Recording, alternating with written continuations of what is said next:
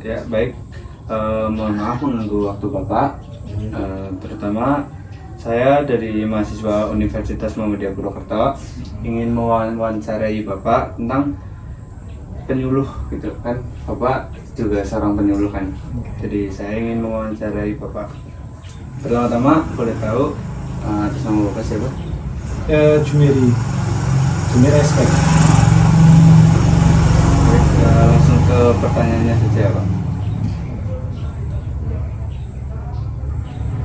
Pertanyaan pertama, bagaimana cara Bapak memodifikasi komunikasi untuk menghadapi perbedaan persepsi atau sudut pandang dari para kelompok tani? Berarti memang ini sudah dari pertanyaan sudah ada perbedaan persepsi ya, Iya. antara penyuluh sama petani gitu ya Mas ya. Karena kan kalau kita akan perbedaan persepsi Mas, yang penting kita itu menyampaikan kepada petani itu dengan bahasa yang mudah yang bisa dimengerti sama petani. Jadi yang kita sampaikan adalah masalah teknologi tentang petani sendiri dan juga informasi-informasi tentang teknologi terbarukan ya, juga tentang informasi-informasi tentang kebenaran yang perlu disampaikan kepada petani. Jadi kalau misal ada perbedaan persepsi itu jarang sekali ada perbedaan persepsi. Oh gitu. Terus untuk pertanyaan keduanya, bagaimana cara Bapak mengatasi perbedaan persepsi dari para kelompok tani pada saat Bapak melakukan penyuluhan di desa Sokareja? Saya rasa.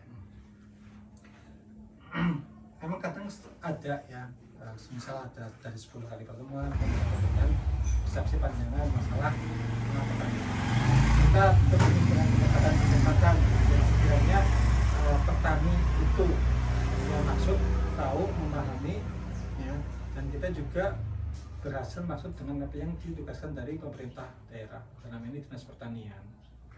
Jadi kita pendekatan Dulu ya. pendekatan. Nah, dan kita juga berusaha menggali informasi potensi permasalahan pada petani yang dimaksud agar kita dalam memberikan penyuluhan pada petani benar-benar tepat sasaran. Karena yang kita sebagai penyuluh itu ditekankan pada peningkatan cara kalau istilah kami itu PSK. Jadi apa? Sikap, perilaku, dan keterampilan. Perilaku, sikap, dan keterampilan. Jadi kita tingkatkan ke arah situ. Kalau misal itu sudah ada, sudah tersedia, insya Allah kita juga akan lebih mudah. Untuk pertanyaan berikutnya, hal apa saja yang menjadi hambatan Bapak sebagai penyuluh pertanian karena adanya sudut pandang dari kelompok tani yang berbeda-beda? Jadi gini, kita tak dapat seringnya sejarah ya. Alhamdulillah kita juga jadi petani pun kadang berintrospeksi dari masa lalu turun temurun, bapaknya petani seperti itu, menyikapi terhadap penyuluh seperti itu, ya kan. Jadi kita pertama tetap ya kita berprinsip bahwa kita berada pada tugas negara, tugas bangsa, pemerintah untuk bisa menyampaikan informasi, ilmu pengetahuan dan teknologi kepada petani. Itu yang pertama. Yang kedua, setiap teknologi pasti ada kelemahan ya, dan setiap teknologi juga ada kelebihan. Teknologi adalah teknologi yang perlu diperbarukan oleh teknologi yang masih baru, sehingga kita dengan teknologi baru, bantuan katakanlah dari pemerintah daerah dengan template, katakanlah dengan perusahaan swasta dengan template dan sosialisasi, ya kita menggunakan seperti itu. Jadi pandangan-pandangan dari masyarakat itu akan menjadi yang dahulu upload menjadi semakin maju. Jadi kita menggunakan katakanlah media-media yang ada. Untuk pertanyaan keempatnya, bagaimana reaksi atau respon dari para kelompok tani saat mendengar persepsi yang disampaikan oleh Bapak mengenai pertanian di desa ini? Secara umum kalau misal petani mendengarkan kita sebagai penyuluh itu senang. Jadi petani meskipun sudah punya pendirian ya, tapi mereka juga tidak ingin ketinggalan informasi. Jadi kadang petani mau mendengarkan, mau melaksanakan. Ada yang mendengarkan tapi tidak mau melaksanakan, itu juga ada seperti itu.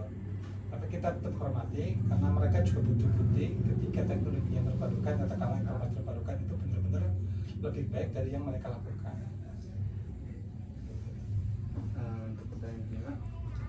Bapak, pesan yang disampaikan oleh Bapak pada saat penyuluhan berlangsung akan dilaksanakan oleh para kelompok tani sesuai dengan arahan Bapak atau tidak? Itu tergantung. Jadi kalau semisal itu bersifat aturan, ya semisal kayak kartu tani ya, masalah TKK, meskipun mereka itu menolak sedemikian rupa pun mereka tidak bisa, karena itu sebuah aturan dari pemerintah ya. Misal untuk masalah kuota, nah mungkin petani misal ya jatah dari pemerintah 1 hektar 260 kilo pada tahun 2022, itu petani minta 350 kilo, itu nggak mau dikasih karena itu ada regulasi dari pemerintah, jadi kan harus menerima. Nah berikutnya ada juga petani-petani yang ya ketika ada teknologi baru lah, terutama ini yang sering kan hubungannya sama teknologi ya mas ya, entah itu pupuk organik maupun cara pengolahan lahan, pemeliharaan dan sebagainya kan relatif mas. Jangankan penyuluh dengan petani, katakanlah anak sama bapaknya itu kadang berbeda. Jadi kadang ada yang melaksanakan juga ada yang tidak melaksanakan mas. Dan kita menghargai mereka itu benar-benar mau melaksanakan apabila sudah terbukti. Makanya kita banyak sekali template dan juga banyak sekali menggunakan bekerjasama dengan perusahaan-perusahaan swasta, katakanlah perusahaan pupuk, perusahaan pestisida maupun perusahaan-perusahaan lainnya yang sebenarnya bisa saling bantu-bantulah, saling melengkapi. Kita punya katakanlah misi bahwa peningkatan pasca tadi ya berlaku seperti keterampilan. Nah perusahaan punya misi katakanlah produknya itu bisa dikenal masyarakat, dipakai oleh masyarakat. Gitu. Untuk media komunikasi apa yang biasanya digunakan untuk penyuluhan pertanian di desa ini? Kalau media penyuluhan yang biasa saya laksanakan itu pertama dengan pertemuan mas, barisan katakanlah. Kadang juga menggunakan yang namanya itu apa, kertas koran ditulisi, kadang juga seperti itu. Jangan menggunakan katakanlah amplop, juga kita sudah melaksanakan kita melaksanakan. Terus dengan menggunakan PowerPoint ya di LCD kita juga sudah melaksanakan. Terus katakanlah via Zoom, kalau Zoom jarang mas, paling menggunakan share materi via WhatsApp grup. Kita kan ada grup WhatsApp ikatan kelompok tani kecamatan maupun desa kita ada. Dan juga ya penjualan-penjualan dan mendatakan dari perusahaan-perusahaan tadi yang saya sampaikan. Baik, untuk pertanyaan terakhir, jadi sudah berapa lama Bapak bekerja sebagai penyuluh pertanian di desa Sukorejo?